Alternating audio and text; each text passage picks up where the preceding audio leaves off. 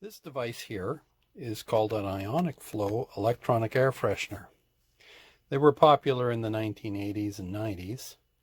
And right up at the top there, you can see that it says do not touch holes. There are 6 little pins in there, and they each carry a high voltage charge, probably a few thousand volts. But what I'll do is I'm going to take this device, dismantle it, and see if I can get it to work. It didn't come with a power supply, a plug-in adapter, so I'm going to hook up a power supply to it.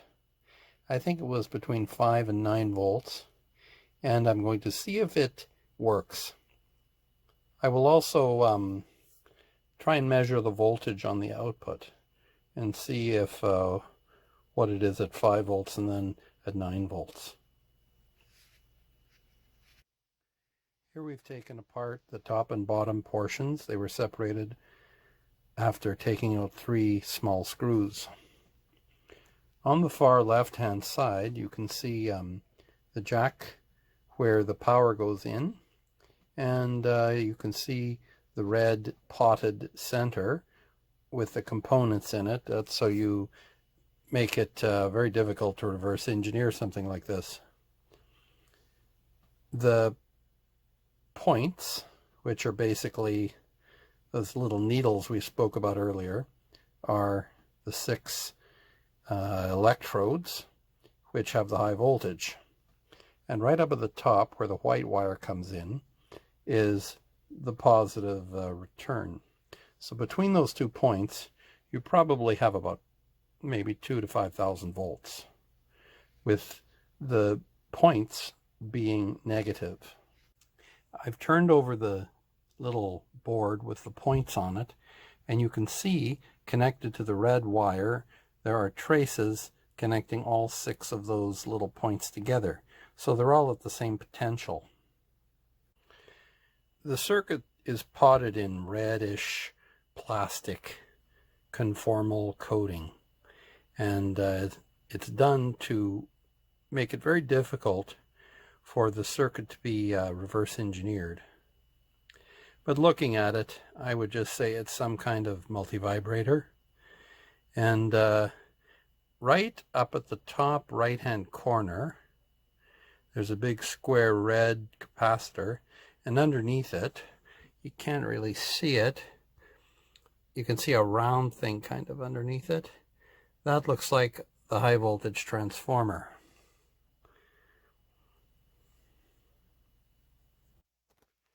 The oscillator's running, as you can see, with the red light, and this ionizer is putting out 1500 volts, and the input is 10 volts DC. Now I wanted to analyze what the oscillator is doing. So one of the ideas was to find out the approximately frequency that it's running at. So I took this little oscilloscope I have, and I set it for 5 millivolts per division vertical, 20 microseconds per division horizontal, and we're seeing the frequency jumping all over the place. It's picking up about somewhere around 20 millivolts peak to peak, which is changing all the time. But I'm using a little coil of wire which is right over the transformer, the main transformer there, that's part of the oscillator, and it's inductively picking up a signal. Now, since the frequency and amplitude are jumping all over the place, I will just freeze this, and it locks it. And at the point where the signal froze, it says 57,557 kilohertz, 6 millivolts RMS, and 20 millivolts peak to peak. Now looking at that waveform, it's very asymmetrical. It's not a nice sine wave. And that tells me a lot about the circuit. We'll go into that later. I was looking at the output waveform that I was taking off the transformer in the circuit, and looking at the fact that it was sinusoidal with a bit of distortion, I came to the conclusion that the circuit is probably an Armstrong or Meissner oscillator. Now I'll go over how this circuit works. In the circuit I can see that there's one transistor, and that fits this oscillator very well. This has a resistor here. It's called the emitter resistor, and here's your emitter capacitor, a transistor, base emitter junction, and a bias resistor. When you turn on your 10 volts, you get a voltage drop across here, 0.7 volts across here, and a little voltage drop across here. At 0.7 volts, the transistor turns on hard. A large current, will flow up here and through L2 to plus 10 volts. When a current flows through L2, a small current is induced in coil L1, since they're both on the same core. And coil L1 and capacitor C1 are connected in parallel. That is called a tank circuit. There's a specific frequency that they will oscillate at, and every time they're hit by a pulse from L2 that is inductively coupled into L1, you will get a circulating current at the resonant frequency. This tap on L1 takes a little bit of current out of there, putting it through the capacitor, which is your DC blocking capacitor, and puts it into the base of Q1, where it's amplified many times, and it goes into coil L2, where it's coupled back into the tank circuit. That forms a continuously oscillating circuit. And when this coil here is connected to an external circuit, you will get a signal at that frequency that is determined by this coil and this capacitor. This capacitor here basically puts the plus 10 volts at ground potential as far as this output signal is concerned. You don't want any signal on your power supply. It's called AC bypass or decoupling capacitor.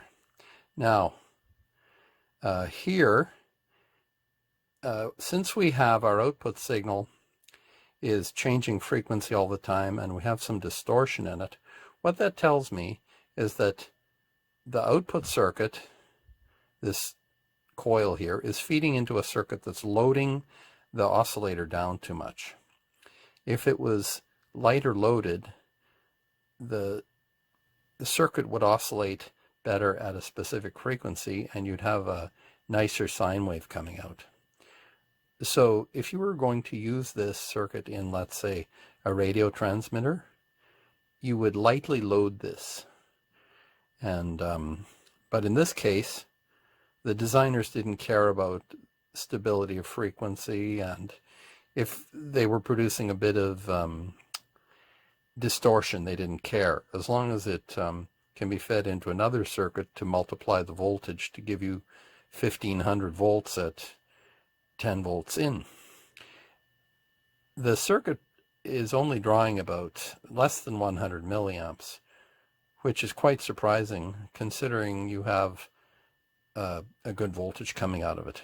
Anyway, the circuitry that is ahead of this I can only guess at, but I will draw out a circuit diagram, and which will give an idea of what we need to get 1500 volts out of this from, let's say this is 10 volts. I would say you're getting 2-3 volts peak to peak out of this, so it's multiplied to 1500 volts. So we will look at what that would be, the next circuit. This circuit is the type of circuit that you'd need to follow the oscillator with in order to develop a high voltage, DC. Here is the output coil of the oscillator. One end of the output coil is connected to ground, or negative, and here we have the other end connected to a DC blocking capacitor. The DC blocking capacitor is connected to the base of the transistor, which is probably a power transistor, and the two resistors, the top resistor is connected to the plus supply, and the lower resistor is connected to ground. The transistor collector is also connected to the plus supply, and the negative side or emitter is connected through the primary of the output transformer to ground. The secondary of the transformer has many more turns than the primary, and it is completely isolated from the input circuit. It only has a diode and a capacitor to develop the negative DC potential across it. The transistor is probably biased class C, which means that it's turned off when there's no signal flowing into it. But as the signal from the oscillator goes into it, you have the transistor turning on once the potential is above 0.7 volts. And if you looked at the output at the emitter, you'd see that it's got positive going peaks. And so basically you're feeding a pulsating DC voltage into the output transformer. The completely isolated output would be an AC signal, which is rectified by the diode and then turned into pulsating DC voltage across the output capacitor. The capacitor smooths the signal, but it would still, if you looked at it with an oscilloscope, you'd be able to see the signal component in it. I did an interesting little experiment here. I wanted to see what the output of the ionizer looked like on a scope. Well, the 1500 volts that comes out of the ionizer would blow the input of any scope. So what I did was I made a resistor combination where the 10 mega ohm resistor and the 170 kilo ohm resistor have a ratio of 58:1. So I put the scope across the lower resistance and I can look at a much lower voltage but keep the waveform intact. But what happened was the 10 mega ohms loaded down the output of the ionizer to only 100 volts. And the waveform that appears across the 170,000 ohm resistor is very low. It's the spikes that I'm seeing are at a frequency of around 17 kilohertz, at a duty cycle of about 17%, and the average voltage is 1.62 volts, and the RMS is 4.05 volts. And those spikes are a perfect example of what happens when you load down a power supply too much. The output capacitor doesn't get a chance to charge up each time it's hit with a pulse and it just basically all you see is the switching of the transistor or a harmonic of that or subharmonic of that. So what we're seeing here is a frequency of 17,000 cycles, and it's being loaded too much, and it's putting a great burden on the oscillator, and the oscillator has slowed down. Very interesting. Here's a schematic representation of me putting the 10 meg ohm resistor plus the 170K in series across the output. And there's the oscilloscope. Now,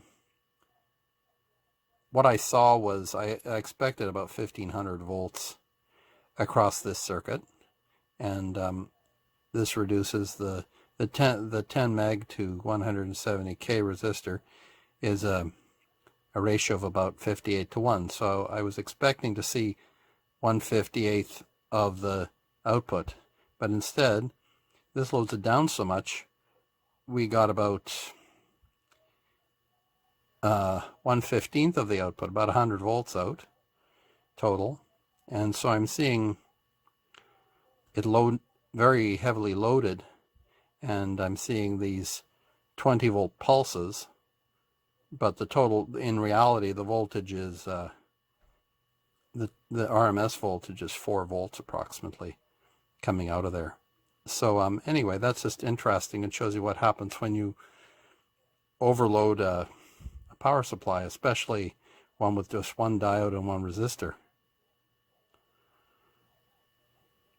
So what I'll do now is I'll put the circuit back together again, and I will find a suitable adapter, and I'll start using the ionizer. We've gone through the whole circuit, how it works, and measured the output voltage, and looked at some of what happens when you overload the output.